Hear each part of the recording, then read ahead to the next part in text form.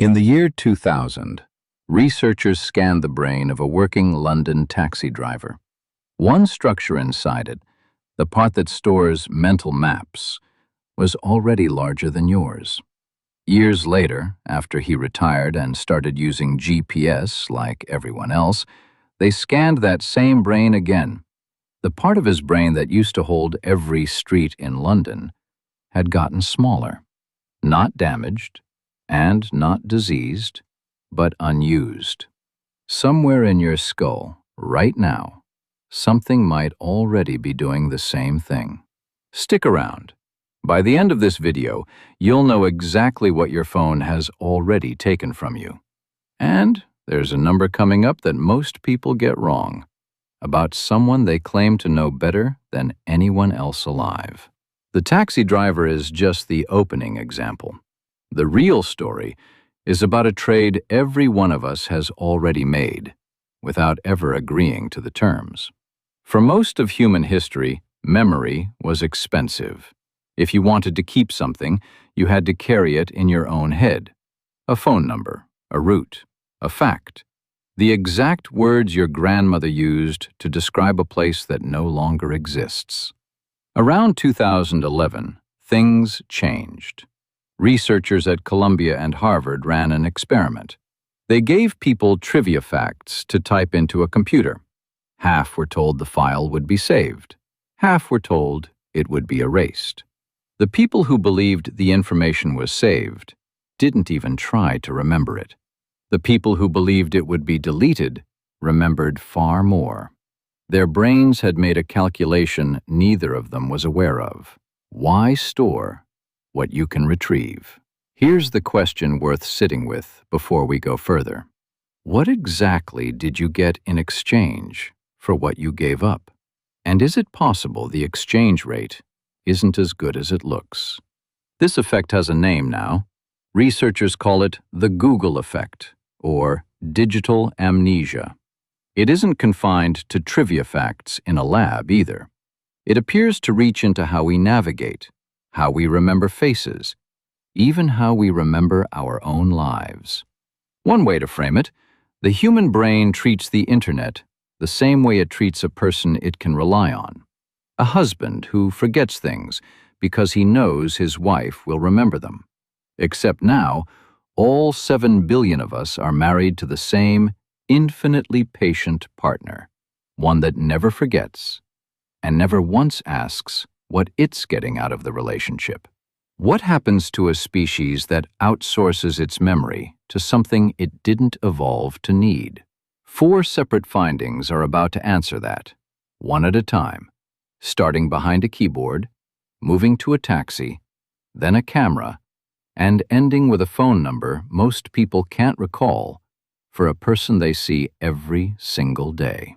Here's the first one. Here's a question worth sitting with while this one unfolds. When you memorize something today, are you actually memorizing the fact or just memorizing where to find it again? Go back to that computer lab. The researchers didn't stop at trivia.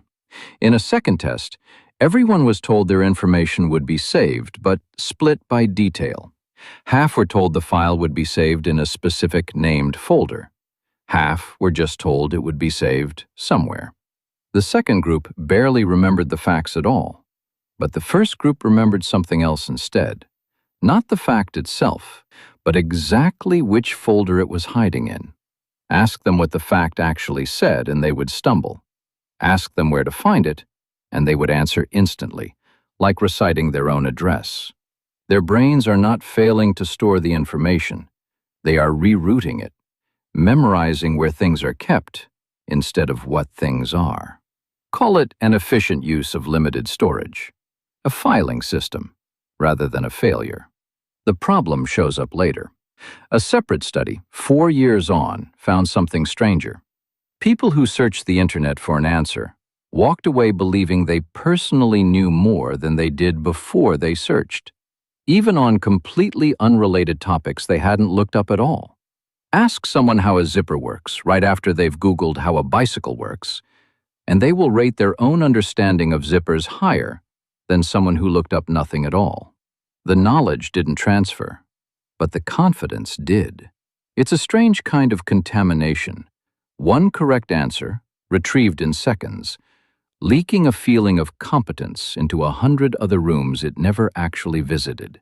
This matters more than it sounds like it should, because confidence is exactly what tells your brain whether something is worth committing to long-term storage. If a fact already feels known, there's no perceived urgency to actually learn it. The search engine isn't just answering the question you asked. It's quietly convincing you that you didn't need to ask several other questions you never got around to. Researchers have described this as a kind of metacognitive blur. The boundary between what's in your head and what's one tap away starts to dissolve until you can no longer reliably tell the difference between the two without stopping to check, which raises an uncomfortable question for the next chapter. If the internet can inflate what we think we know, what is it doing to the part of the brain that actually has to do the knowing? This is the chapter with the actual scan, the real, physical, shrinking brain tissue that opened this video. Here's how they found it. To become a licensed London taxi driver, you have to pass a test called the Knowledge. 25,000 streets, 100,000 landmarks, memorized, not looked up. It takes most people 3 to 4 years of study to pass, and most people who attempt it quit before they finish. Researchers scanned the brains of drivers who'd passed it and compared them to people who hadn't. The posterior hippocampus, the region responsible for storing spatial maps, was measurably larger in the drivers, and the longer someone had been driving, the bigger it was. Not a metaphor. An actual, physical difference you could see on a scan, the same way you could see the difference between a trained muscle and an untrained one. And that's before you hear what happens the moment they stop driving. But wait. A different region of that same hippocampus, one further forward, was actually smaller in the taxi drivers than in everyone else. The brain hadn't simply grown, it had traded. More room for streets, less room for something else. The drivers performed measurably worse on certain new memory tasks, tasks with no connection to navigation at all. Give a taxi driver a totally new spatial puzzle, something London streets never prepared them for, and they'd sometimes struggle more than someone who'd never driven a cab in their life. Storage inside a human skull is not infinite. Every structure that grows to hold one thing grows at the expense of something else. There is no free upgrade. There is only reallocation. Researchers studying older drivers found something almost hopeful buried in this trade-off. Those who kept navigating without GPS well into old age held on to sharper memory performance than drivers of the same age who'd handed the job over to a screen. The hippocampus, it turns out, doesn't care how old you are. It only cares whether you're still using it. And here's the part that should concern you. Taxi drivers no longer have to memorize London. Most of them use GPS now, same as you, which means the region that grew is shrinking back. The very organ that took 3 grueling years to build is dissolving in a fraction of that time, simply because nobody is asking it to work anymore. 3 years to construct it, a fraction of that to let it go. The brain, it seems, is far more willing to demolish a structure than it ever was to build one. Of the 4 things in this video, this is the one you have almost certainly done to yourself this week without noticing. In a museum, researchers asked visitors to look at some objects and photograph others. Later, everyone was tested on what they remembered. People remembered the objects they had simply looked at. The objects they photographed, the ones they trusted the camera to remember for them, they remembered worse. In some cases, barely at all. The camera hadn't preserved the memory, it had replaced it. You could stand in front of a painting for 10 full seconds, camera raised, and walk away having genuinely experienced less of it than if you'd never taken the picture at all. The moment you hand a memory to a device, some part of your brain quietly stops doing the work of keeping it. The museum result was strange enough on its own. Then researchers pointed the same kind of test at something almost everyone in the developed world uses every single day, and the result got worse, not better. This isn't limited to photographs. Separate research on GPS users found the same erosion in a different sense. Literally, a sense of direction. People who rely on turn-by-turn navigation show measurably worse internal accuracy for direction and distance than people who build their own mental map. The GPS doesn't just give you directions. It quietly disables the part of you that used to make them. Take the phone away mid-route, and many people can't tell you which way is home, even after making the same drive 100 times. And it compounds.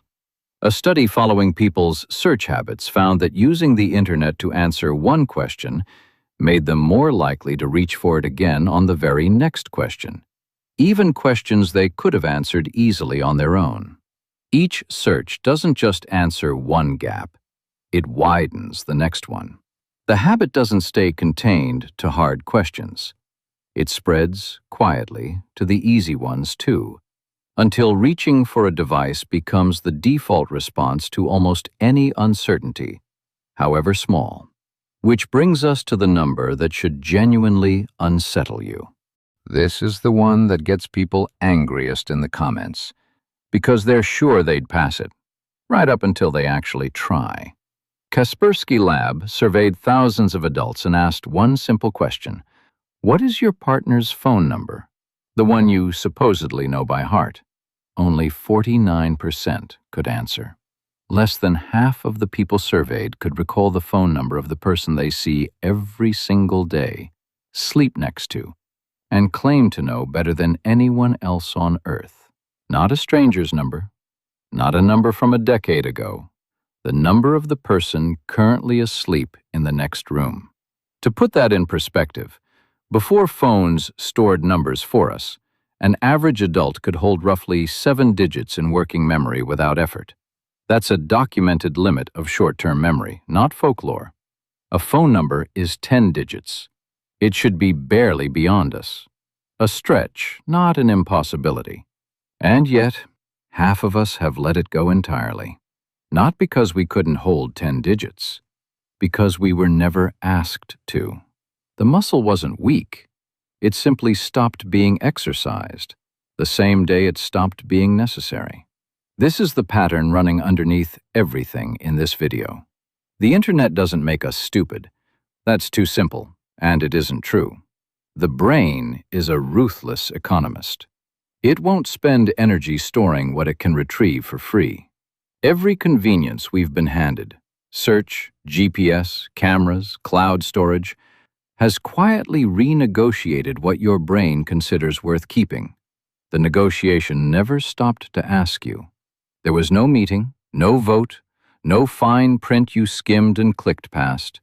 Just a slow, invisible audit, running in the background of your own skull, deciding what earns a permanent place and what gets quietly marked as retrievable elsewhere. So here is the open question from the start of this video, finally back in front of you. What exactly did you get in exchange for what you gave up? It's time to answer it. Here's the answer, and it isn't comfortable. What you got in exchange was speed. What you gave up was structure. Every study in this video points to the same underlying mechanism. And it isn't really about phones or search engines at all.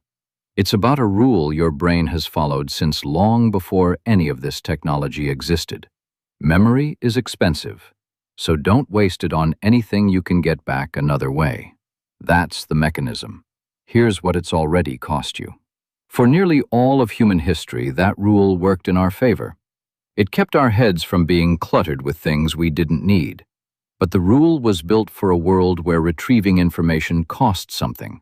A trip to a library, a phone call to someone who knew, a long walk back to somewhere you'd already been. The rule assumes friction. The internet removed the friction. And your brain, still running on ancient software, is applying an old survival strategy to a completely new environment it was never designed for.